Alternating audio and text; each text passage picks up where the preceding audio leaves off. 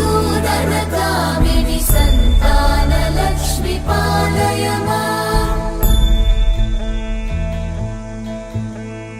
जय कमलासनि सद्गतिदायिनि ज्ञानविकासिनि गानमये अनुदिनमर्चित कुङ्कुमधूसरभूषितवासितवाद्यनुते कनकधरा स्तुति वैभववन्दित शङ्कर देशिकमान्यपते।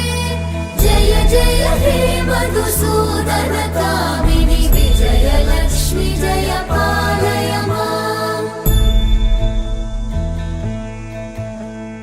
प्रणतसुरेश्वरि भारति भार्गवि शोकविनाशिनि रत्नमये मणिमयभूषित कर्णविभूषण शान्ति समावृत हास्यमुखे नवनिधिदायिनि कलिवलहारिणि काम्यफलप्रद हस्तयुते। जय जय हे मधुसूदनकामिनि श्रीधनलक्ष्मी पालय माम्। जय जय हे मधुसूदनकामिनि श्रीधनलक्ष्मी पालय